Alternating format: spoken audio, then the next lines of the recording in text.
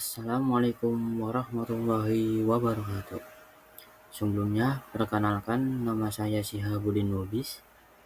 Di sini saya akan sedikit menjelaskan tentang linguistik, kemudian bahasa Arab dan fonologi. Baik,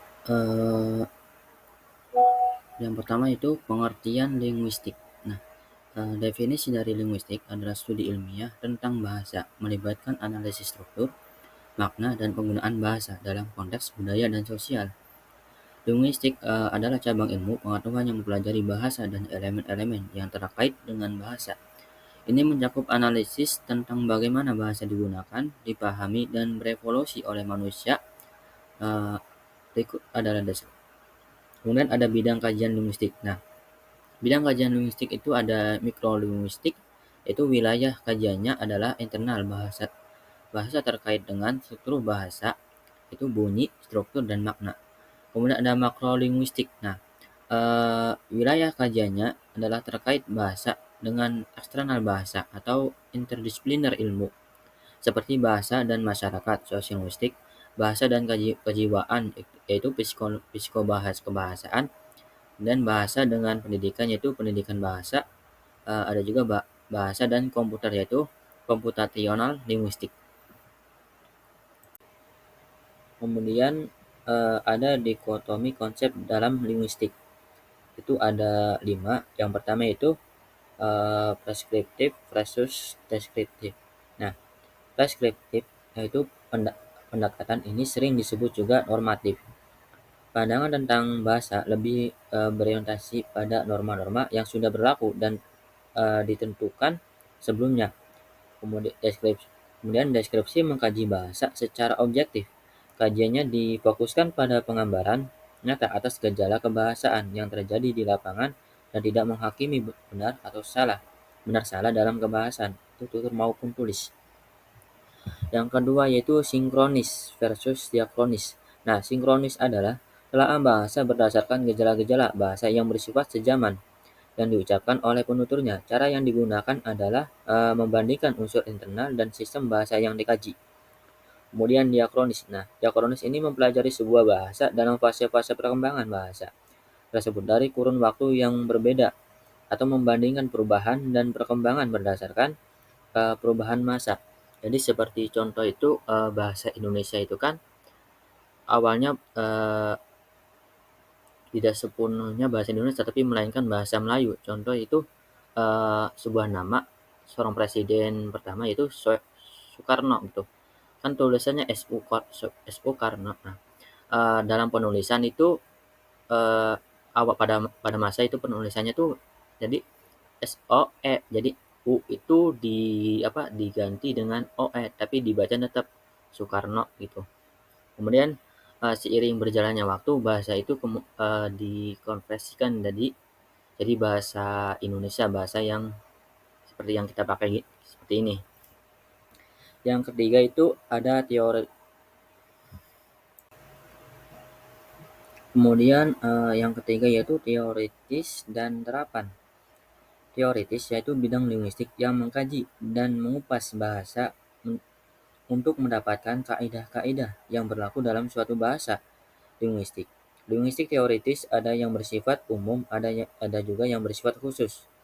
Nah, untuk terapan adalah mengidentifikasi, menginvestigasi, dan menawarkan solusi bagi masalah dunia nyata yang terkait dengan bahasa. Nah, cabang utama ilmu ini antara lain adalah leksikografi, pragmatik, pembelajaran bahasa, dan penerjemahan. Kemudian yang keempat itu langue dan parole. Langue versus parole. Langue itu sistem bahasa yang dibagikan oleh suatu komunitas penutur. Ini mencakup aturan, norma, dan struktur bahasa yang ada dalam masyarakat tersebut. Jadi langue itu seperti kayak sekelompok orang gitu. Kemudian maksudnya sekelompok orang yang memiliki bahasa tersebut. Kemudian ada parole. Nah, tindakan parole ini tindakan konkret berbicara dalam situasi nyata. oleh seorang penutur individu. Ini melibatkan penggunaan bahasa dalam konteks tertentu oleh individu tersebut. Nah, parole ini seperti contohnya tuh kayak gaya bahasa seseorang itu memiliki khususan. Nah, seperti kalau menurut pandangan saya contohnya tuh eh, ada sebagian orang mungkin berbicara atau mengganti kata saya itu menggunakan nama mereka sendiri. Contohnya itu eh, Hima Hima telah melakukan sesuatu. Nah, Hima itu maksudnya diri saja tuh. Jadi kemarin Syihab pernah bilang kalau ini gitu. Nah, maksud dari kata Syihab itu ya merujuk pada diri sendiri. Nah, untuk tadi Langwa itu untuk bahasa yang emang untuk sekelompok seseorang gitu kayak suku dan negara gitu.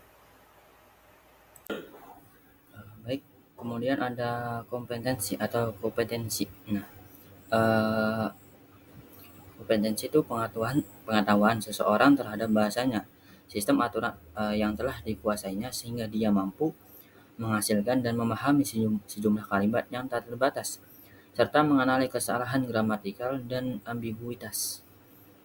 Kemudian ada kompetensi ini versus performance atau kinerja, realisasi aktual dari pengetahuan bahasa, yaitu bahasa yang dianggap sebagai kumpulan ucapan spesifik yang dihasilkan oleh penutur bahasa dalam konteks penggunaan nyata.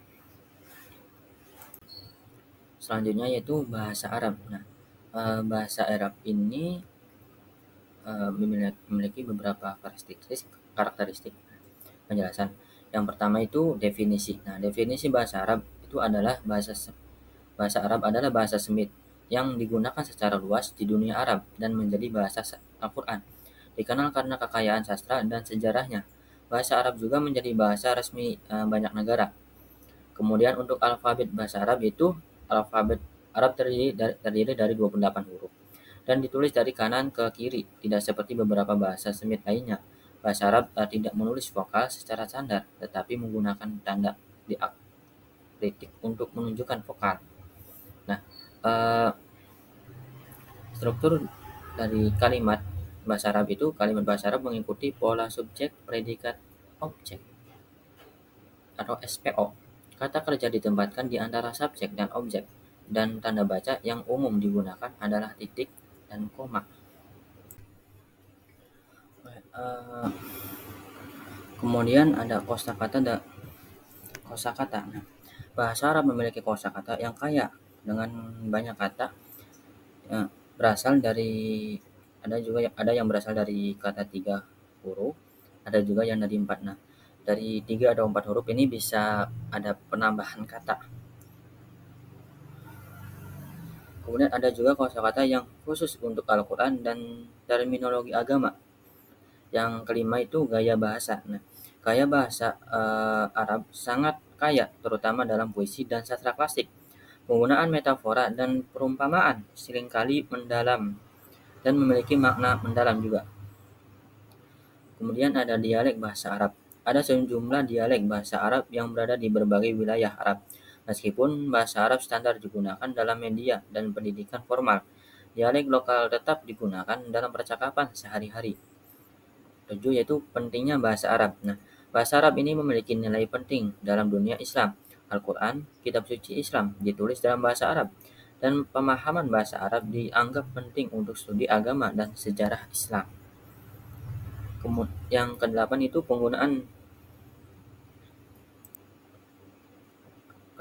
penggunaan dalam media dan internet. Bahasa Arab digunakan dalam berbagai media dan semakin berkembang di dunia internet. Terdapat konten online dalam bahasa Arab, dan media sosial juga memainkan peran penting dalam mempertahankan dan mengembangkan bahasa ini. 9. Pola percakapan sehari-hari. Nah, percakapan sehari-hari dalam bahasa Arab mencakup formulir, formal, dan informal. Ungkapan sopan dan salam seringkali menandai percakapan formal, sementara dalam konteks informal banyak ungkapan kebersamaan digunakan dalam kebersamaan. Yang 10 itu pendidikan bahasa Arab. Nah, pendidikan bahasa Arab melibatkan pemahaman struktur gramatikal, membaca, menulis, dan mendengarkan. Banyak institusi yang menawarkan kursus bahasa Arab sebagai bahasa kedua. Yang ke-11 itu pemahaman budaya. Nah, bahasa Arab juga memiliki pemahaman mendalam tentang budaya Arab, adat istiadat, dan tradisi, tradisi ini berupa sastra, puisi, dan karya seni lainnya, mengungkapkan warisan kaya budaya ini. Yang ke-12 itu tantangan pembelajaran. Pembelajaran bahasa Arab dapat menantang karena perbedaan struktur gramatikal dan alfabet yang berbeda, namun memiliki pemahaman bahasa Arab. Bahasa Arab dapat membuka pintu untuk memahami lebih dalam dunia Islam dan budaya Arab. Jadi kesimpulannya itu bahasa Arab dengan sejarah, sastra, dan nilai agamanya memiliki kedudukan penting di dunia pemahaman terhadap bahasa Arab. Pemahaman terhadap bahasa Arab tidak hanya memfasilitasi komunikasi, tetapi juga memberikan wawasan budaya dan agama yang mendalam. Oke. Pembahasan selanjutnya yaitu tentang fonologi. Jadi, yang pertama itu pengertian fonologi. Fonologi adalah cabang linguistik yang mempelajari pola suara dan sistem bahasa tertentu, termasuk hubungan antar suara, alfoni, dan pola bunyi yang dapat membedakan makna. Fonologi membahas bagaimana bunyi-bunyi atau fonem dalam bahasa digunakan untuk membentuk kata dan kalimat, serta bagaimana perbedaan bunyi dapat mempengaruhi arti. Istilah-istilah dalam fonologi yaitu fon, bunyi ujaran yang bersifat netral atau masih belum terbukti untuk membedakan artinya. Kemudian ada fonem. Nah, fonem ini satuan bunyi ujaran terkecil yang membedakan arti. Fonem itu ditulis di antara dua garis miring. Kemudian ada alofon. Alofon ini variasi fonem memiliki pengaruh lingkungan. Yang dimasuki alofon dituliskan di antara dua kurang siku. Dalam pembahasan fonologi itu ada dua. Yang pertama itu maksudnya dibaca menjadi dua. Yang pertama itu fonetik. Nah, fonetik ini mengkaji bagaimana bunyi-bunyi bahasa itu direalisasikan atau dilafalkan tanpa memperlihatkan fungsi bunyi tersebut sebagai pembeda makna atau tidak. Objek penelitian fonetik adalah fon, yaitu bunyi bahasa. Dalam fonetik ini ada 3 pembahasan atau 3 jalur, pokoknya ya 3 lah. Yang pertama itu artikulasi. Nah, artikulasi ini mempelajari cara bunyi-bunyi dihasilkan melibatkan pemahaman organ-organ artikulasi seperti lidah, bibir, palatum, serta peran mereka dalam membentuk bunyi. Nah, akustik. Yang kedua itu akustik. Akustik ini memeriksa sifat fisik bunyi dan bagaimana bunyi-bunyi tersebut dihasilkan, ditransmisikan melalui udara dan diterima oleh pendengar. Yang ketiga itu auditoris. Nah, auditoris ini memeriksa bagaimana pendengar memproses dan memahami bunyi-bunyi yang dihasilkan oleh penutur. Jadi, dalam fonetik ini sejalur. Artikulasi itu bagaimana sebuah bunyi itu dihasilkan melalui organ tubuh manusia. Kemudian akustik ini gambar fisik dari sebuah bunyi itu. Gitu. Kemudian ada auditoris. Nah, auditoris ini itu berkaitan dengan bagaimana bunyi itu bisa diterima oleh si pendengar gitu. Yang kedua itu fonemik. Nah, fonemik ini ilmu yang mempelajari fungsi bunyi bahasa sebagai pembeda makna. Jika fonetik itu tanpa melihat pembeda makna, tanpa melihat pembeda makna, nah maka fonemik ini sebagai pembeda makna gitu. Kemudian ada objek penelitian fonemik ini adalah fonem, yakni bunyi bahasa yang berfungsi untuk membedakan makna gitu, makna kata. Nah, dalam pembahasan fonem ini ada beberapa, di antaranya itu bunyi segmental dan suprasegmental. Nah, bunyi segmental mengacu pada pengertian bunyi yang dapat disegmentasi atau dipisah-pisahkan. Contohnya itu kata malang. Nah, kata malang ini dapat disegmentasi menjadi M, A L A N G. Nah, jadi gitu dipisah-pisah satu kata gitu. Enggak, satu huruf maksudnya. Kemudian ada bunyi suprasegmental. Nah, bunyi suprasegmental ini tidak dapat disegmentasikan karena kehadiran bunyi ini selalu mengiringi selalu selalu mengiringi, menindih atau menemani bunyi segmental. Perlambangan unsur suprasegmental dikenal dengan istilah tanda baca atau punktuasi. Kemudian ada diftong atau vokal rangkap. Nah, diftong ini disebut diftong atau vokal rangkap karena posisi lidah ketika memproduksi bunyi ini pada bagian awalnya dan bagian akhirnya tidak sama gitu. Contoh diftong dalam bahasa Indonesia itu au, ada contoh kata kerbau atau juga gitu. Kemudian ada diftong, nah contoh contoh dari diftong dalam bahasa Arab itu seperti kayak kaifa, syaufa, dan yauma. Jadi kata diftong ini intinya dua vokal yaitu a, i, u, e, o yang tersusun secara itu apa berdempetan. Jadi vokalnya tuh ada dua vokal yang berdempetan gitu. Jadi bukan kata ba, bi, bu. Jadi kayak bayi gitu. Atau bau.